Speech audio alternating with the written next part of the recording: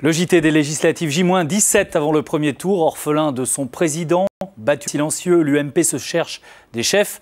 Alain Juppé est venu dans le Rhône soutenir quelques candidats cet après-midi.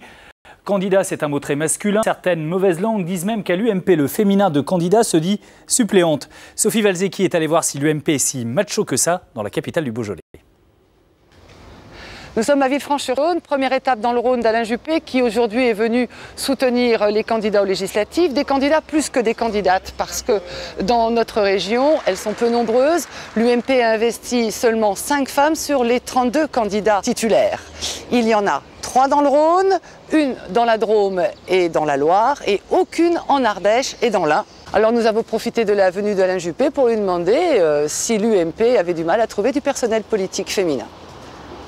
Nous avons du mal, c'est vrai, et la situation n'est pas satisfaisante. Jean-François Copé l'a d'ailleurs reconnu.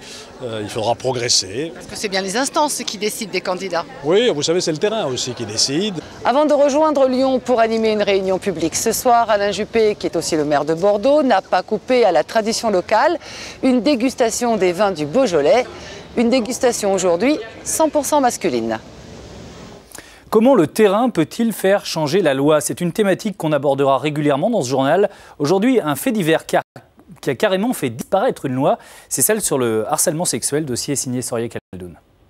La conception prioritaire de constitutionnalité concerne l'article 222-33 du Code pénal.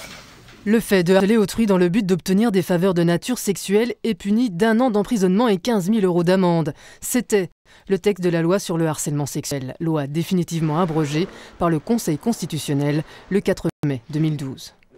Une décision du Conseil constitutionnel est inimaginable à entendre de la part d'une agressée. C'est pas possible, mais où sommes-nous ?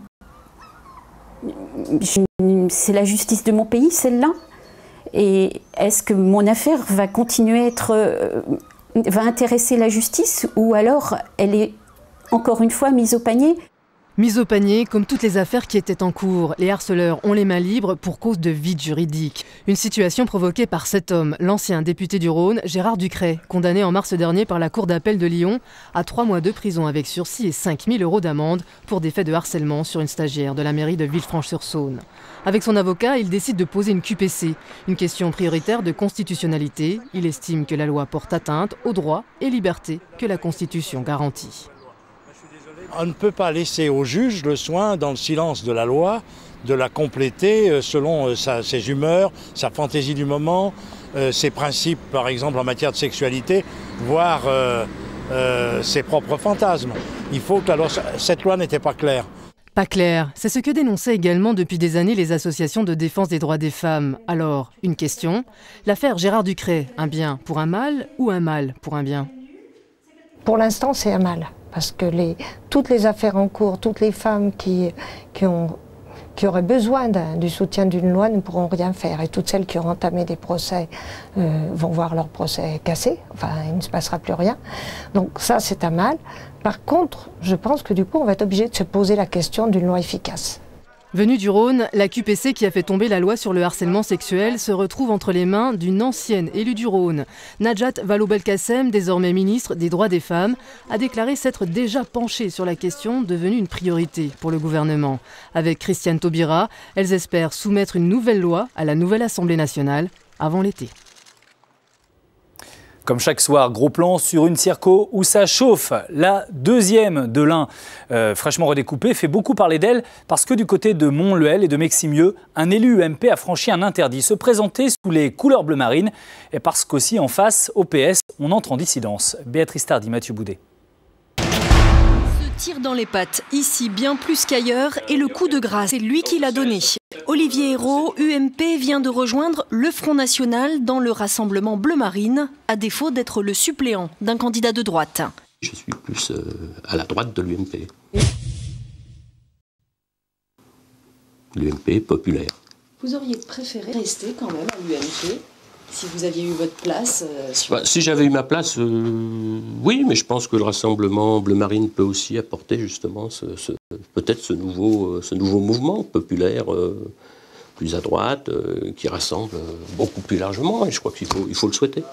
Un coup par derrière qui ne surprend pas Charles de la Verpillière. C'est un cas isolé et surtout, c'est un règlement de compte personnel, c'est un acte individuel. Monsieur Ayrault est vexé que je ne lui ai pas proposé d'être mon suppléant. Mais ce coup de théâtre pourrait lui ravir son poste de député en cas de triangulaire. Reste à savoir qui serait à gauche, car là aussi il y a division. Les accords PS-ELV sont passés par là. Un vert est le candidat officiel et le maire de Trévoux, le candidat officieux, pour ne pas dire dissident. Là, les forces politiques, la Fédération de l'Ain ont décidé d'avoir un candidat socialiste dans cette circonscription pour avoir une chance de gagner au deuxième tour. Car les Verts tout seuls ne passeront jamais sur une terre de droite qui compte en plus la centrale nucléaire du budget et ses milliers d'emplois. Paul Vernet le sait bien. Ce rassemblement, il est nécessaire pour qu'effectivement nous puissions avoir un élu qui rassemble, qui représente la gauche et les écologistes. Et pour instaurer de la diversité dans ce département, puisque pour l'instant nous avons 4 députés UMP. L'amélioration des transports publics est le thème majeur qui fait consensus entre tous les candidats, car cette circonscription compte des milliers de rurbains bien plus préoccupés par leur budget carburant que par les querelles politiciennes. Il y a également 4 autres candidats, Vincent Goutani, Claire Darmedru, Marie-Jeanne Beguet et enfin Katia Philippe qui représente le Front de gauche. Pour terminer les mots de la campagne, ce soir on a choisi le mot député que tout le monde connaît évidemment, mais vous allez voir que oui et non en fait. Sylvie Bosquiero a sorti le dico.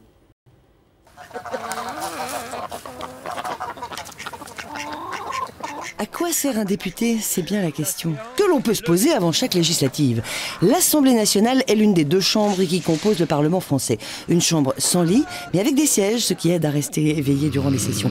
Une chambre de 577 sièges, ça ferait une sacrée salle d'attente. Élus pour 5 ans au suffrage universel direct par scrutin majoritaire à 2 tours, les députés ont 2 champs d'action, leur circonscription et l'Assemblée. Dans leur circonscription, ils rencontrent leurs concitoyens et des problèmes. À l'Assemblée, ils votent les lois, en principe sans avoir besoin d'en venir aux mains, et contrôlent l'action du gouvernement, en le bombardant de questions vachardes chaque mercredi alors qu'il sort lessivé du Conseil des ministres. Les députés les plus zélés peuvent aussi proposer eux-mêmes des lois, le tout soit en session ordinaire, 120 jours maximum d'octobre à juin, soit en session extraordinaire, sur demande du Premier ministre ou de la majorité des députés.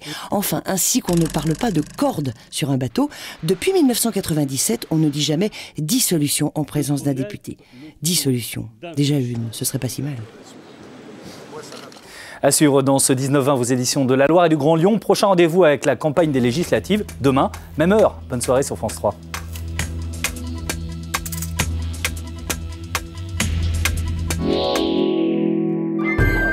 France 3.